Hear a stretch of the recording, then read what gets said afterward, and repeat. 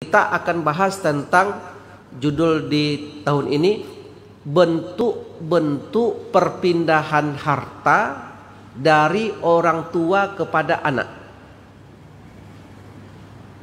Jadi bentuk-bentuk perpindahan harta. Jadi sirkulasi harta dalam rumah tangga itu mesti diatur.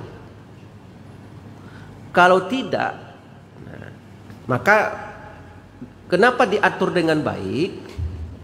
Karena memang soal perpindahan harta tadi, baik dengan jalur nafkah, baik dengan jalur cara hibah, ataupun dengan jalur cara hadiah, atau dengan jalur wasiat, atau dengan jalur waris, itu mesti diatur dengan baik.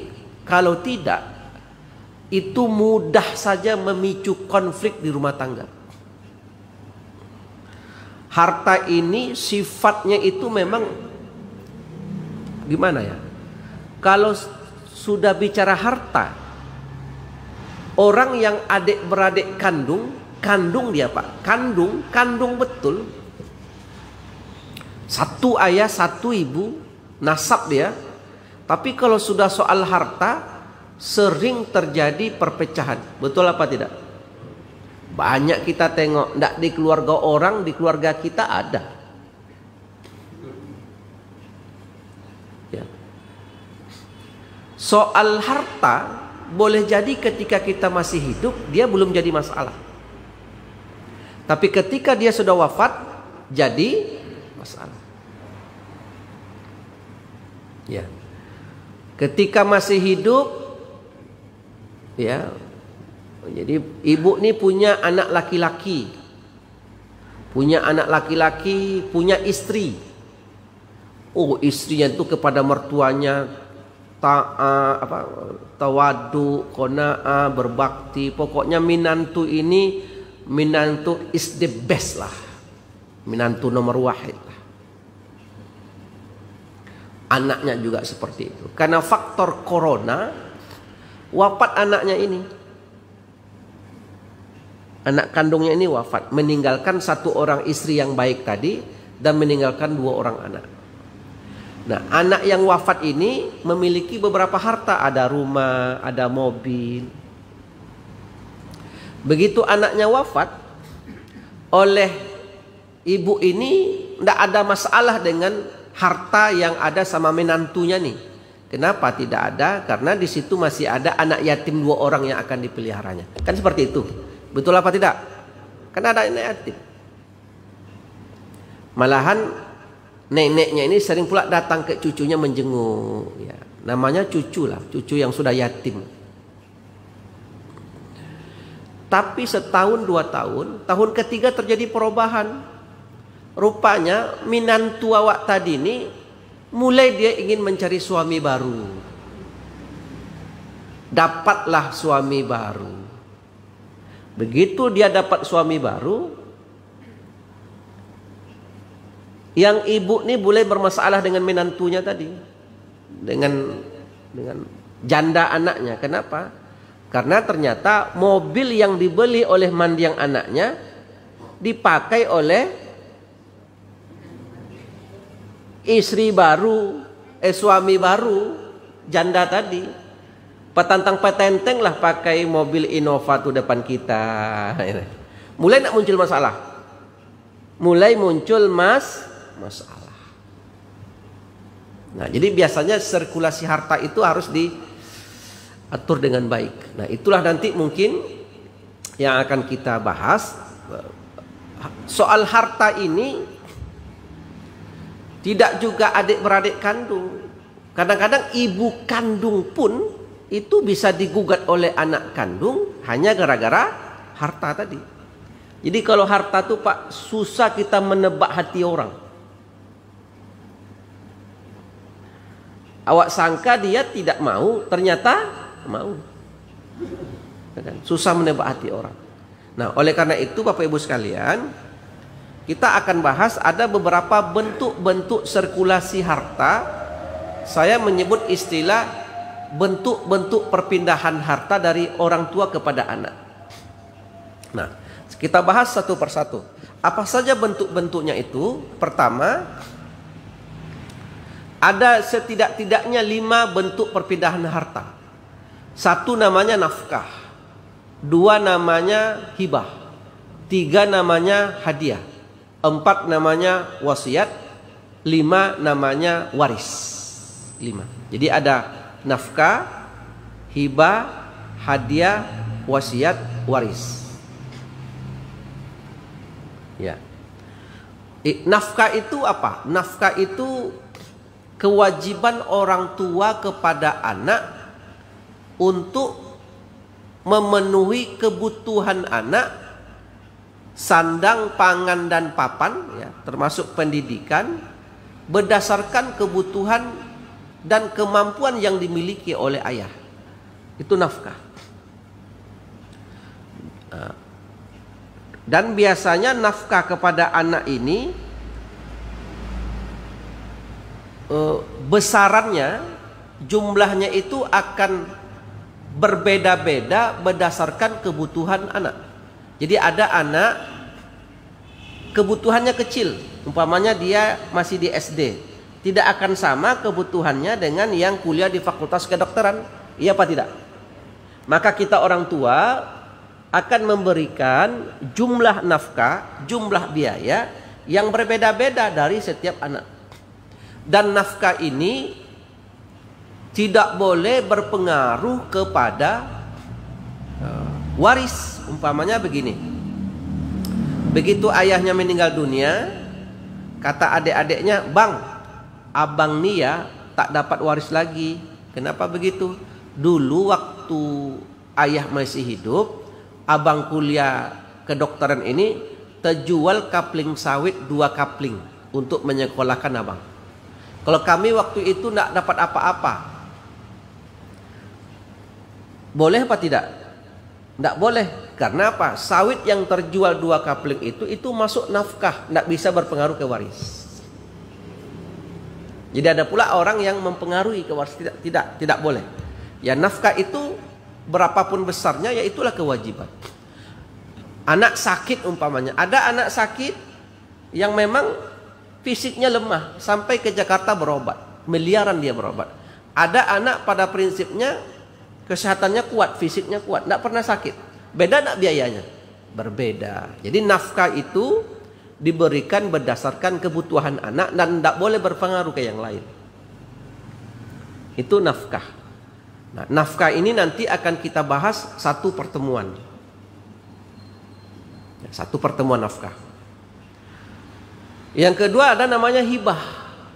Hibah ini, bolehkah kita menghibahkan harta ke anak? Ustadz, selagi masih saya hidup nih, sehat badan, boleh tidak saya hibahkan? Silakan saja, tidak ada masalah. Tapi nanti hibah memiliki syarat dan ketentuan masing-masing. Ya, hibah. Ada orang ketika masih hidup,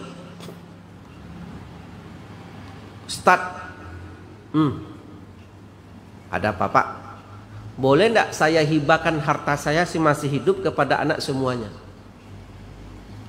Harta saya 1M, anak saya itu ada 2, saya bagi langsung 500 juta, 500 juta. Selesai saya Pak, aman saya. Jadi kalau saya mati nanti aman, tidak bertengkar anak-anak. Saya tanya, Bapak matinya kapan? Bila Pak mati? Ustadz ke macam-macam. Iyalah, kalau harta Bapak sudah 0, Bapak serahkan ke anak, hibah itu mesti menjadi milik anak. Kalau dia tanah, sertifikatnya mesti berubah atas nama anak. Itu namanya hibah.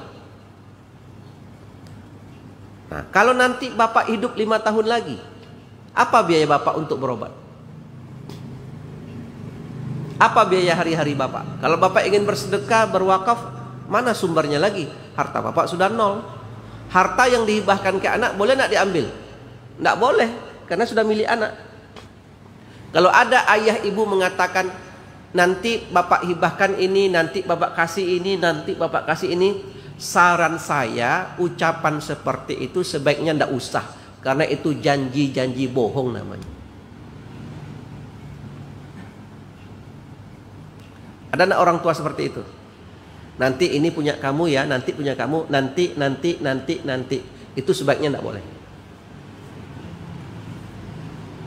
Nah, harta kalau kita sudah hibahkan ke anak, kita minta balik. Pertanyaan saya, kira-kira anak mau apa tidak?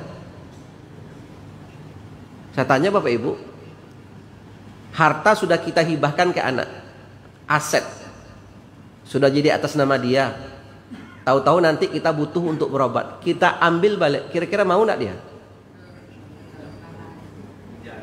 Wih, tengok pula anaknya tuh. Tengok pula anak. Apa ya tanah yang ayah kasih yang hibah tuh suratnya di bank ya apa? Nah, macam-macam lah jawabannya lagi. Maka hati-hati juga dalam mensikapi ini. Ya. Jadi nanti ada nafkah, ada hibah. Nanti nafkah ada ketentuannya, hibah ada ketentuannya. Kemudian yang ketiga, hadiah. Bisa juga harta kita ini berpindah itu karena hadiah. Apa pula hadiah itu? Hadiah itu adalah pemberian seorang ayah karena ada satu syarat.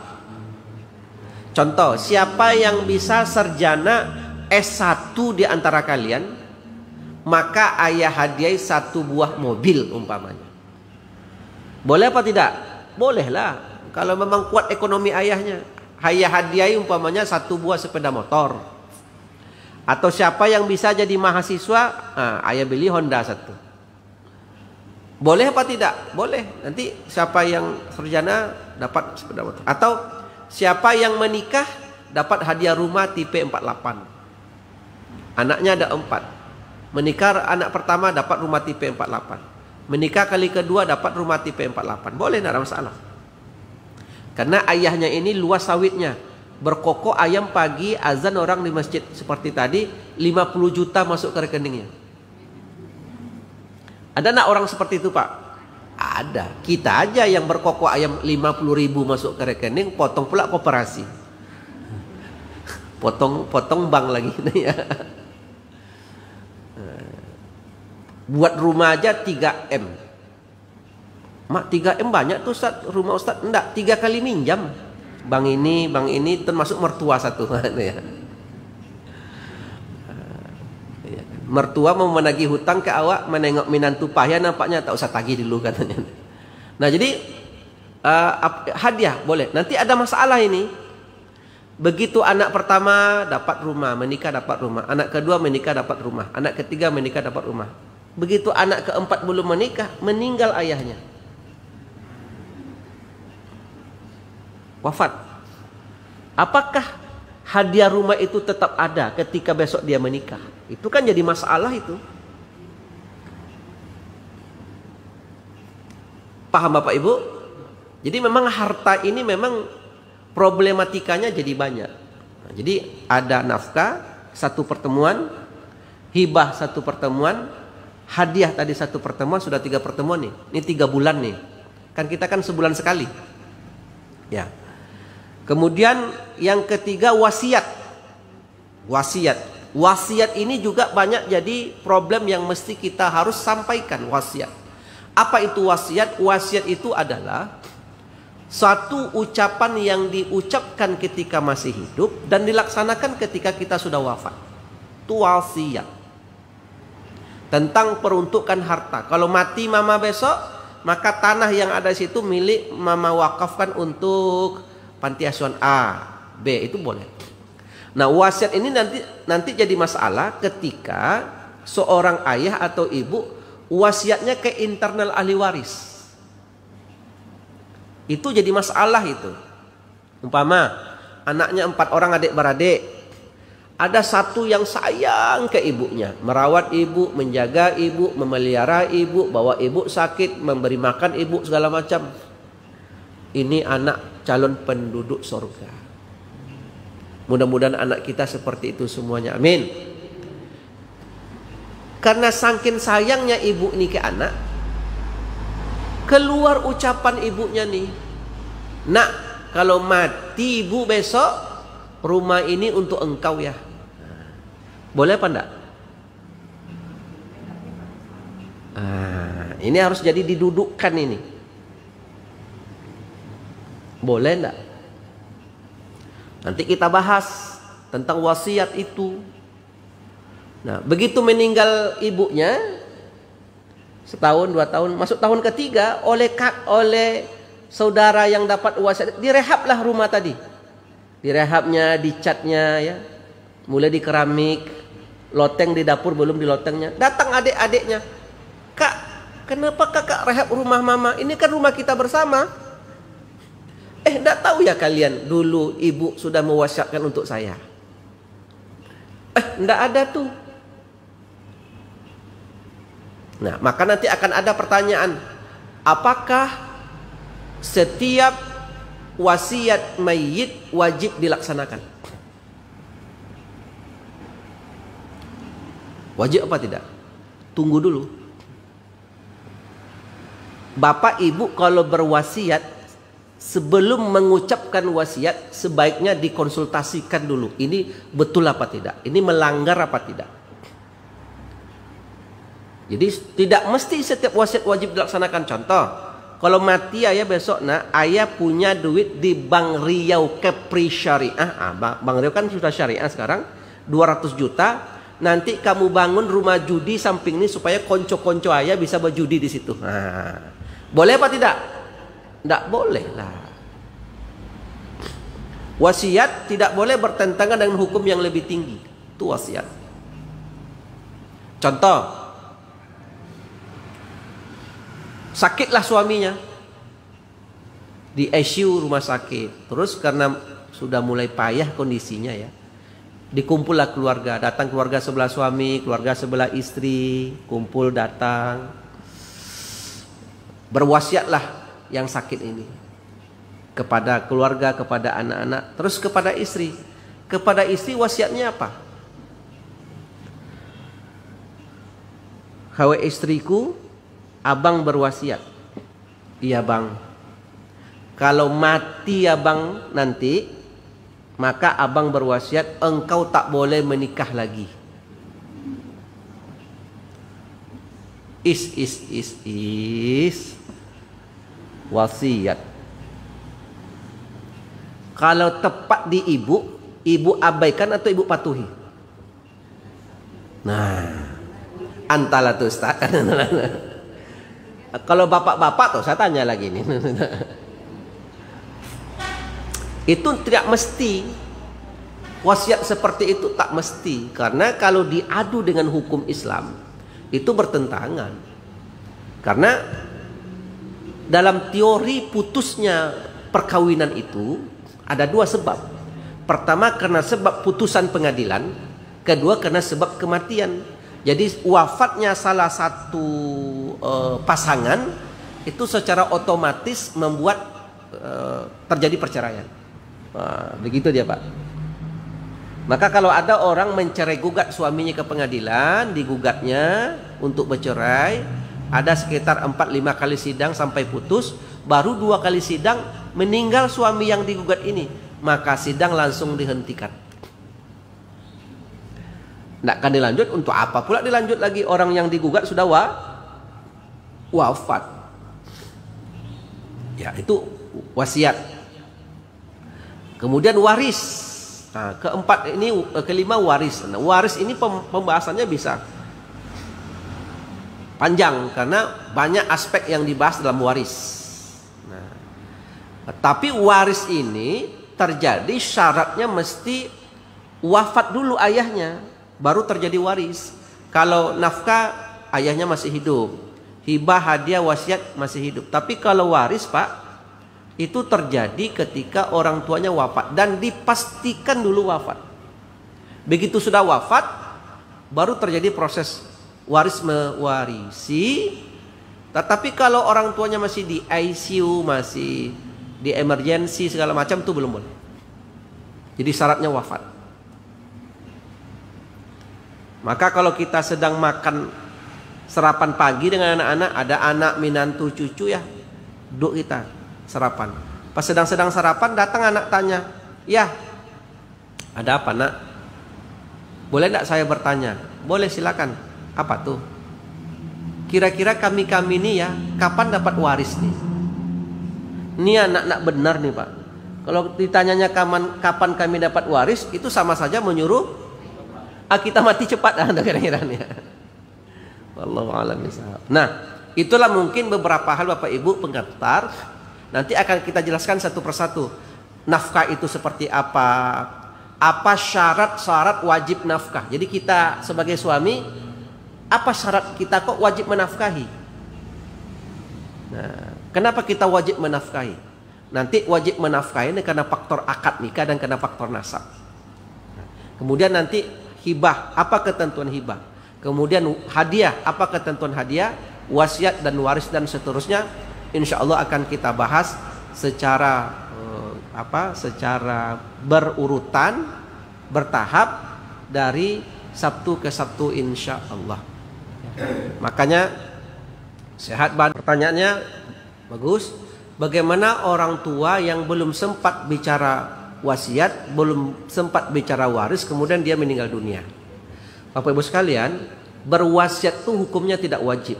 Boleh berwasiat, boleh tidak. Tidak mesti. Terus kalau kita meninggal Ustadz, nah ini yang menjadi prinsip dalam waris. Bapak Ibu, kalau ada orang yang punya harta, kemudian ia meninggal dunia, maka harta tadi akan terbagi secara otomatis dengan sendirinya memakai pintu waris tadi. Otomatis. Karena yang tukang bagi harta ini Pak, Allah bukan kita.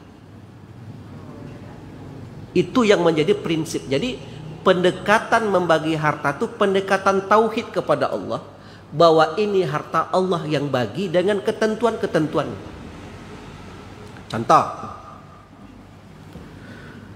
Al-Quran mengatakan memba'di wasiyatin yusina biha udan. Begitu mayit wafat, ada mayit yang hidup? Tidak ada ya. Ini untuk mengokohkan. Begitu mayit wafat, apa yang terjadi? Harta yang ditinggalkan mayit itu masih milkul mayit, masih harta mayit. Jangan diganggu-ganggu, mesti amanah. Jangan main tang secepat-cepat aja. Yang adik ambil emasnya, yang ini ambil surat tanah. Jangan, tidak boleh. Tidak boleh. Jangan. Amanah. Itu harta masih milik mayit. Jangan diganggu-ganggu. Rumah, tanah, mobil, emas, aset, sertifikat tanah, milkul mayit. Iya Ustaz, iya. Sampai kapan Ustaz?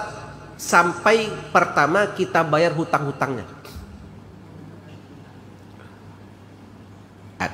Tentu penyelenggaraan jenazah ya. Tapi kan sekarang kan penyelenggaraan jenazah itu kan sudah ditanggung SKM. Tidak menyedot harta betul ya. Betul apa tidak Pak? Sampai kita lunasi hutang, cek hutang-hutangnya, cek ke kawan-kawannya, ya, bayar segera. Kalau bisa jam 7 wafat, jam 10 bayar hutang cepat. Paham Pak? Jangan main-main. Itu masih milikul mayit. Yang kedua, cek wasiat ada apa tidak. Mungkin dulu dia pernah bercakap, kau mati ya nak, kasih 30 juta ke Jamiatul Zahidin ya. Ada enggak yang seperti itu? Tanya, Pak, pernah enggak ayah saya berwasiat ke bapak segala macam? Cek. Kalau sudah dibayar hutang, kemudian ditunaikan wasiat, barulah harta mayit tadi menjadi syirkul amlak, menjadi milik 4 orang anak tadi secara bersyarikat. Jadi dia kepemilikan bersama dulu semuanya. Nah, sebaiknya harta ayahnya itu diuangkan semuanya. Rumah, mobil, tanah, supaya mudah kita menghitung, diuangkan, dinilai uang. Ternyata ada 2M. Maka 2M ini menjadi milik bersama adik-beradik. Sampai ditentukan pembagiannya masing-masing. Paham Pak? Jadi selesai perangkatnya oleh Allah, tidak berwasiat pun, tidak berkata waris pun, secara otomatis Allah yang bagi harta lewat jalur waris. Dan dimanapun nanti kita bertanya, ke ulama A, ke konsultan C, ke Ustadz B, ataupun ke pengadilan, sistem baginya akan sama dimanapun kita akan bertanya. Karena dia sudah baku. Maka sama kayak berzakat, Pak. Menghitung zakat itu tak susah. Yang susah itu apa? Mengeluarkannya yang susah. Iya apa enggak? Ya Pak Ji. Menghitung waris itu tidak susah. Tidak mungkin pada zaman orang Arab jahiliyah yang tidak mengenal kalkulator, ya enggak? Terus turun tentang wasiat yang angka-angkanya susah dipahami. Ya, enggak mungkin. Dia membagi waris ini mudah. Yang susah itu nanti, Pak, itu pertama mengidentifikasi yang mana harta mayit. Iko ado ruko, ado tanah, tanahnya tanah mintu, yang manguruko minantu. Ini yang mana mintu, mana minantu. Ini dapat dari istri pertama, ini istri kedua. Yang mana istri pertama, istri kedua? Di situ nanti yang beratnya, bukan membaginya yang berat. Iya apa enggak? Iya apa tidak? Dan banyak orang yang sengaja menyembunyikan harta, tak mau asetnya itu diketahui. Ada apa tidak? Ada apa tidak? Punya sawit 5 hektar, tapi atas nama tukang kebunnya. Istrinya tak tahu, anak-anak tak tahu. Begitu wafat, ini kebun punya mayit atau punya orang tukang kebun? Tukang kebun lah, atas nama dia. Situ saja sebenarnya. Jadi Pak, kembali, automatically begitu seseorang wafat, harta itu akan terbagi dengan sendirinya. Sebenarnya tidak boleh kita berkreatif membagi harta. Ustadz, pesan dari ibu kami kalau mati nanti harta dibagi rata. Boleh apa tidak? Bagi sama. Jadi dia adik-beradik 4 orang, harta 1 M. Dapat 250 juta, 250 juta, 250 juta. Boleh apa tidak?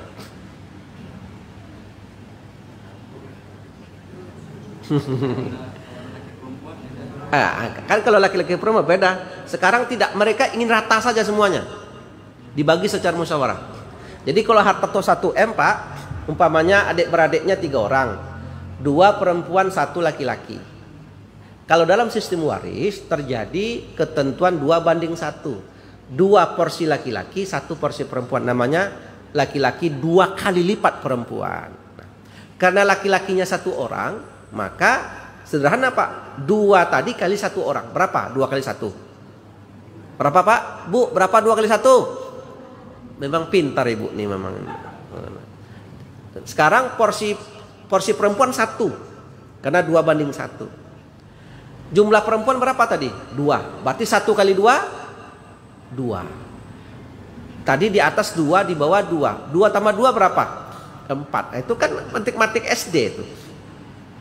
Berarti asal masalah 4. Duit 1 M ini bagi 4.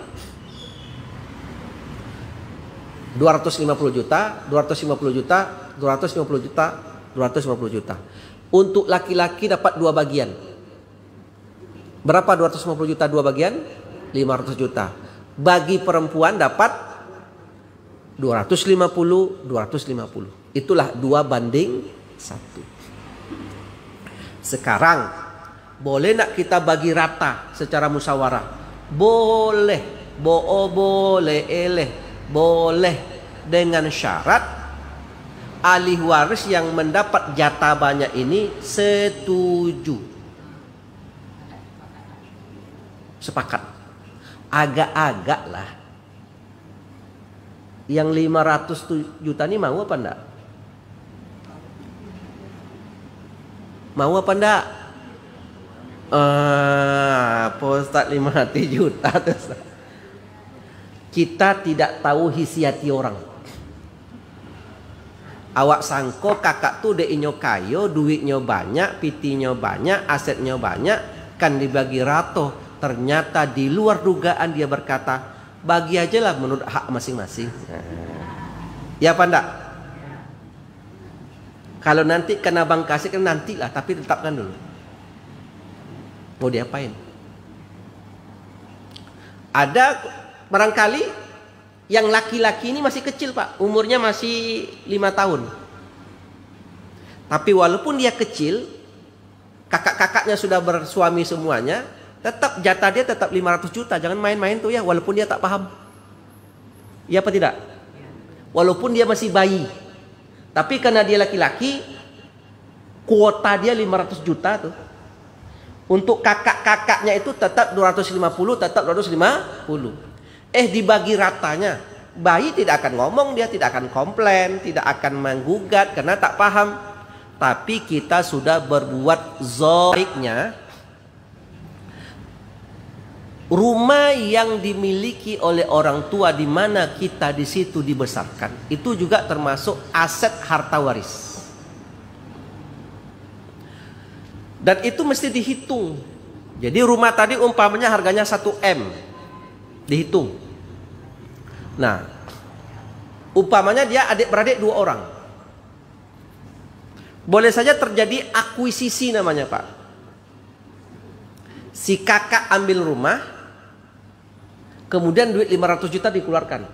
Namanya akuisisi, boleh. Biarlah rumah ini, berapa harga rumah ini? 1M bang, biar rumah ini abang beli, duit kalian abang keluarkan. Nah, boleh. Nah. Kalau memang ada tuntutan merehab rumah 30 juta, maka caranya kalau rumah itu 1M, sebelum dibagi 1M, keluarkan 30 jutanya dulu. Kembalikan ke orang yang merehab tadi. Paham Pak? Itu caranya. Tapi rumah itu bagusnya dinilai rupiah, termasuk tanah. Karena kalau tidak nanti membaginya susah. Rumah, kayak apa membaginya? Kita potong-potong rumah tuh dari sini semeter untuk adik. Tidak mungkin ya. Jadi caranya kalau memang itu rumah, ada adik-beradik 4 orang, maka nilai rumah itu dibuat. Nanti kalau rumah itu terjual, maka keluarkan dulu biaya rehab, baru nanti yang sisanya dilakukan pembagian waris. Ya Pak ya? Seperti itu saja caranya. Pak, masa dijual rumah orang tua Pak? Ya. Sebanyak-banyak pun kenangan kita di rumah itu, kan itu aset juga. Boleh dijual. Silakan, tidak ada masalah. Ya. Wallahu a'lam bishawab. Bapak Ibu, cukup masih ada? Tadi terjadi penundaan pembagian waris. Jadi karena rumah itu seharusnya aset, kemudian diperbaiki tanpa ditetapkan ini sebenarnya rumah miliknya siapa dan punya siapa. Jadi rumah itu milik orang tua bapak kandung, mertua. Jadi ada sebuah rumah, siapa yang bangun rumah ini? Yang bangun pertama orang tua ini. Ya, orang tua ini. Berarti ada kemudian meninggal dia. Belum meninggal, direhab sama anaknya, anak yang pertama. Ya, direhab oleh anak yang pertama. Status merehab itu apa? Membantukah? Atau sifat merehab itu sifatnya ingin supaya besok dikembalikan?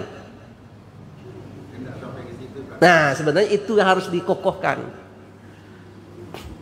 Maaf, saya dulu ketika masih bujang, udah pegawai negeri, saya cat rumah orang tua, saya rehab. Nggak ada pengaruh apa-apa, memang ingin supaya rumah orang tua ini layak aja. Itu pemberian nggak saya hitung lagi. Maka begitu ada seorang anak merehab rumah, dipahit-pahitkan dulu, ini apa? Kalau rehabnya hanya beli atap sehelai 2 helai, oke lah. Membeli semen sesak 2 sak untuk membuat jembatan masuk supaya Honda masuk, bisa lah. Tapi kalau rehab itu sudah ratusan juta, di kemudian hari dia akan berbunyi. Apalagi nanti yang merehab ini, anak ini punya adik-beradik banyak. Paham Bu? Dia pekerjaan ini ya pada zamannya belum berbunyi dia. Tapi di kemudian hari muncul. Nah sekarang itu dulu. Berarti sudah direhab. Yang merehab itu anak kandungnya. Anak kandung. Sudah direhab. Kemudian setelah itu anak yang lain pula. Iya, dia kan 2 perempuan. Iya. Direhab, berarti rehab 2 kali. Ya, enggak masalah. Rehab pertama, rehab kedua. Mana yang lebih banyak? Rehab pertama apa rehab kedua? Lebih banyak. Nah. Kemudian setelah itu apa yang jadi masalah, Pak? Sampai sekarang yang menempati rumah itu adalah anak yang kedua ini. Anak yang kedua. Orang tua masih hidup? Udah meninggal. Nah, terus masalahnya di mana? Sampai sekarang belum ada pembagian warisan. Oh, kalau begitu, anaknya perempuan dua-duanya. Nah, kalau begitu, Laki-laki 3, perempuan 2. nah, kalau begitu memang di dalam keluarga ini tidak menerapkan sistem pembagian waris. Itu yang saya sebut penundaan pembagian waris. Kita nih Pak, keluarga Bapak, keluarga saya juga. Mayit wafat setahun, 2 tahun, 3 tahun, 10 tahun belum dibagi. Betul apa tidak? Seharusnya saran saya, daripada nanti di kemudian hari akan jadi penyakit, sampai nanti sudah wafat pula salah satu ahli waris belum juga dibagi lagi. Maka sebaiknya musyawarah 5 orang tadi, berapa jumlah aset rumah, kemudian hasil aset rumah itu, kalau memang 2 orang ini merehab, kembalikan uang rehab itu dulu. Kembalikan balik. Kalau rehab pertama 50 juta, rumah harga 500 juta, keluarkan 50 juta pertama, keluarkan. Yang kedua 100 juta, keluarkan 100 juta kedua. Sisanya sekitar berapa lagi? 3,5 itu yang dibagi. Tentu nanti saling tolak ansur lah. Karena kan tidak bisa pula kita mengukur kwitansi beli bata, beli semen, kwitansi upah tukang berapa, kan tidak mungkin. Kalau memang habis duit kakak dulu 50 juta, mana kwitansi kok sadonya? Mungkin tidak? Tidak mungkin lah. Tapi kita masing-masing keluarga ini bertolak ansur, saling jujur. Kira-kira duit kakak dulu 50 juta lebih kurang lah. Ada lah sekitar 60, tapi 50 juta aja lah. Abang dulu 100 dah. Makanya membagi harta waris dasarnya adalah kerelaan dan menjaga persatuan. Bapak Ibu, terakhir, harta terbagi 2. Ada harta haram, ada harta halal. Yang haram kita singkirkan, jangan kita bahas. Yang halal, harta halal ini ada harta KW1, KW2, KW3. Wah. Jadi harta ini Pak, ada harta kualitas 1, ada harta kualitas 2, ada harta kualitas 3. Biasanya kalau keramik kualitas 3 ini tidak siku sudutnya Pak. Payah tukang, komplain tukang. Harta kualitas 1 yang mana? Harta yang didapat dari hasil usaha tangan kita. Itu harta kualitas 1 tuh Pak. Itu harta nomor 1. Mantap.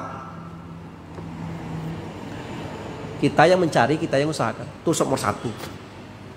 Harta kualitas 2 itu harta dari perniagaan, perdagangan. Ini halal Pak ya. Harta KW3 itu harta yang kita dapat dari warisan dan wasiat.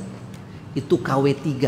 Jadi orang yang mendapatkan harta waris itu harta KW nomor rendah sebenarnya. Karena bukan dari kita dapatnya, dapat nerima aja. Paham Pak? Maka kalau ada orang adik beradik kandung bertengkar gara-gara harta KW3, cemen orangnya. Paham Pak? Kecil jiwanya. Ya kan Pak? Kecil jiwanya. Gara-gara harta KW3 Tidak bertegur adik-beradik kandung. Ini orang yang jiwanya kecil nih. Di kalau ada dalam rumah tangga kita masyarakat konflik, kamu ini anak kamu ini mau akad nikahnya, kakak kandung kamu kok tidak datang. Itulah ini soal pembagian harta yang di kulim nih masalah dikit komplit rendah jiwanya.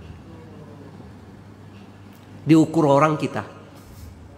Iya Pak enggak Pak?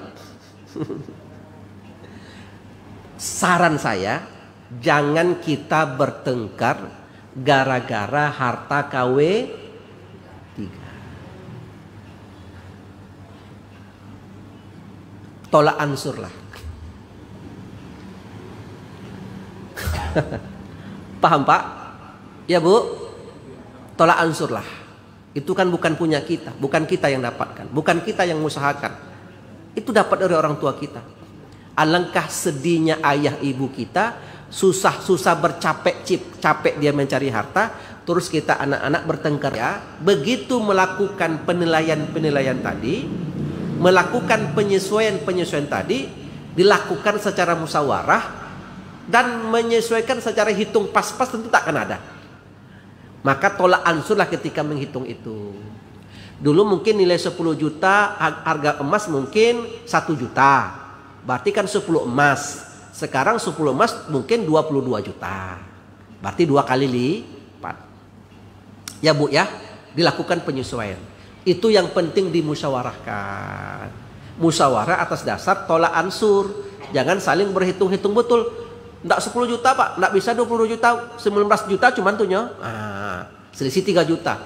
Selisih dikit seperti itu, tolak ansur lah. Itu maksudnya. Ya Bu ya. Nah, nanti akan ada ketentuan Pak ya. Kalau rumah tadi sudah terjual, umpamanya 1M, keluarkan biaya 30 juta atau biaya rehab 100 juta, kan 900 juta tuh. Sudah bisa dibagi Ustadz? Belum, tunggu dulu, jangan dibagi dulu. Wakafkan sebagian, sedekahkan dulu, infakkan dulu. Nah itu dia. Atas nama almarhum, almarhumah, sisanya baru dibagi. Tidak berdasarkan musyawarah. Nanti akan kita hitung, tidak boleh lebih dari 1/3 harta. Jadi kalau dia 900 juta, mau diinfakkan, wakafkan, hanya boleh sekitar 300 juta boleh, maksimal. Nanti akan kita bahas. Pak, saya tanya Bapak Ibu, kita punya harta, kemudian diwariskan, terbagi ke anak-anak, anak dapat 200 juta, dapat 100, dapat 100, katakanlah seperti itu. Harta sudah jadi milik dia, kita sudah wafat nih, harta jadi milik dia, ada tuh untuk si abang, untuk si kakak. Pertanyaan saya, kalau ada anak nanti, dia dapat harta waris 200 juta, terus dia bersedekah ke masjid, kira-kira pahala sedekah itu untuk dia atau untuk kita? Untuk dia kan? Untuk kita apa untuk dia? Untuk dia lah, sudah harta dia. Kecuali kalau dia berinfak diniatkan atas nama ibu, baru ibu dapat. Tapi kalau itu kan harta dia, dia yang dapat pahala. Malangnya punya harta. Iya Pak, enggak Pak? Udah capek-capek kita dapat, kemudian terbagi oleh anak. Begitu anak melakukan ibadah, ibadahnya untuk dia rupanya.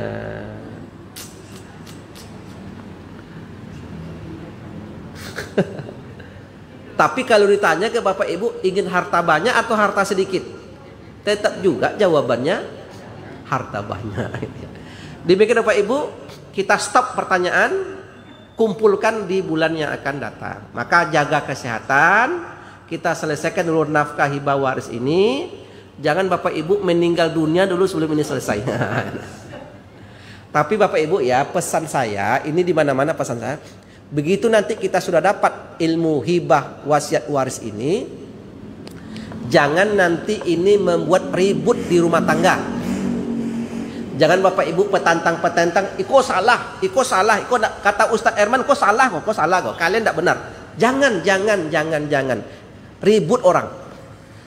Tujuan kaji kita ini adalah tepat di harta kita, jangan jadi masalah ke bawahnya. Paham Pak? Yang sudah-sudah tuh biarlah. Ya kan? Yang tepat di harta kita ke bawah jangan jadi masalah. Nanti bapak-bapak heboh nanti. Karena rata-rata di dalam masyarakat keluarga kita pembagiannya itu tidak menurut yang seharusnya. Iya apa tidak? Nah, maka kita atur lagi dari sekarang dengan baik. Demikian, wassalamualaikum warahmatullahi wabarakatuh. Udah suruk ya?